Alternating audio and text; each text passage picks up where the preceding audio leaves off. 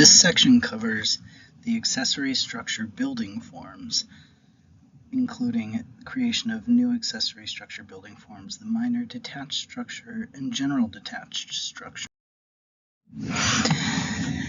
Generally, the names of our detached accessory structure building forms have changed, or they will change with the bundle.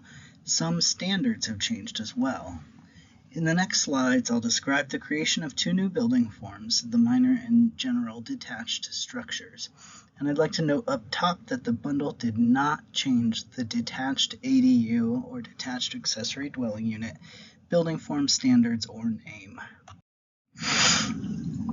So once again, along the left side here in the blue boxes, you'll see that the detached ADU building form standards and name will remain the same after the bundle. And then in the light orange boxes, you'll see that we've taken three very similar building forms. In the light orange boxes with the dashed borders, the other detached accessory structure, the detached garage, and the detached accessory structure, and combined them into one building form called the general detached structure.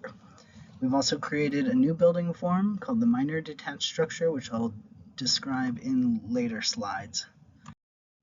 We've added a section to Article 1, Section 146, noting that all building forms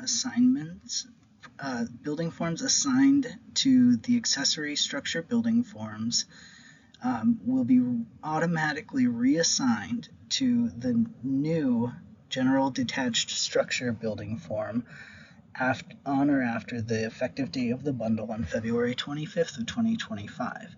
So you'll see that in the right column, the detached ADU building form will carry over, and then each of those three existing accessory structure building forms will be reassigned to the general detached structure.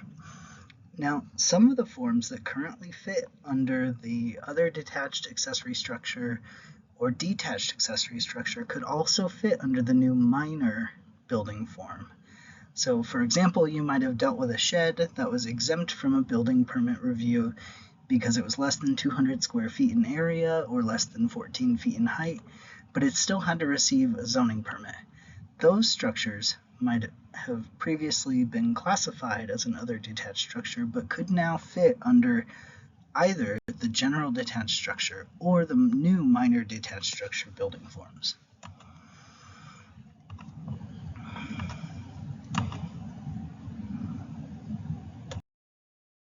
As shown on the previous slide, most of the existing detached accessory building forms will be renamed to the general detached structure building form. For this building form, we use the detached garage building form standards as a starting point because they were very similar to the other two detached accessory structure building form standards, with the exception of height and a gross floor area standard. You'll see that in blue in the markup where we've added the districts that previously used the detached accessory structure building form, we've added those districts with a new column and added their standards to the general detached structure.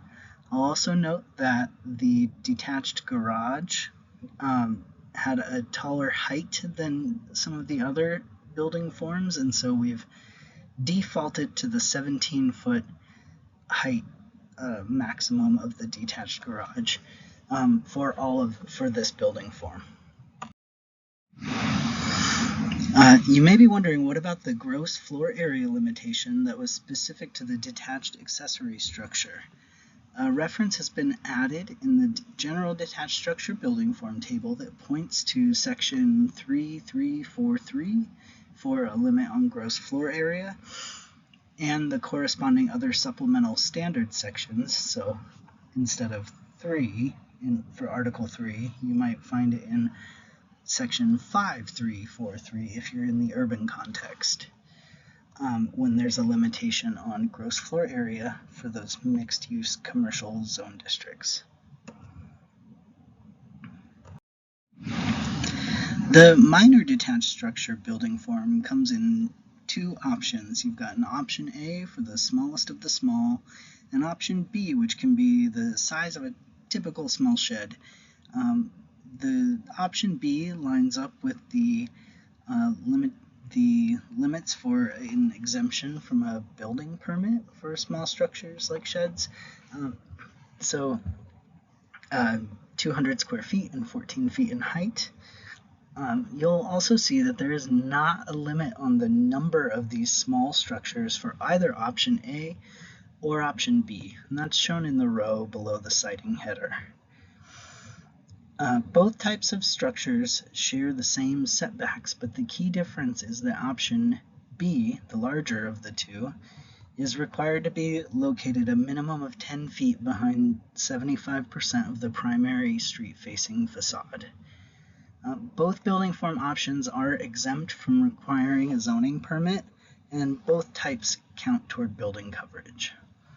The addition of this new minor building form will simplify enforcement as well, because violations can be remedied without the need to prepare plans and apply for a permit. For example, moving a minor structure out of a minimum required setback, if it meets these parameters, can happen without coming in for a zoning permit.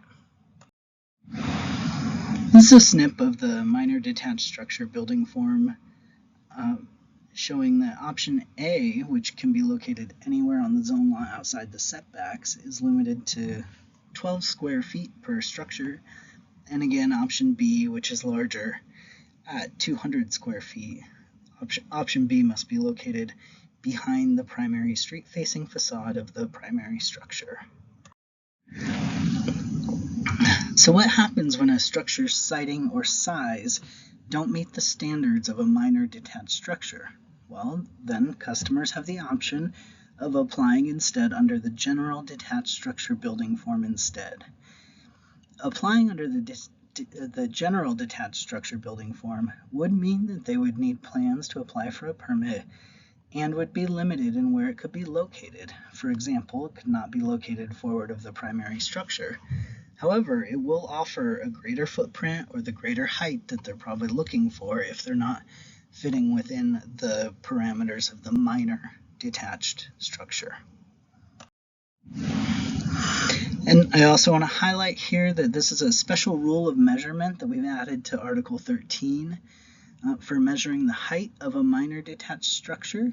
It says that minor detached structures shall be measured from the finished grade immediately adjacent to the structure. This was added to simplify height measurement for these small structures rather than having applicants calculate where the base plane is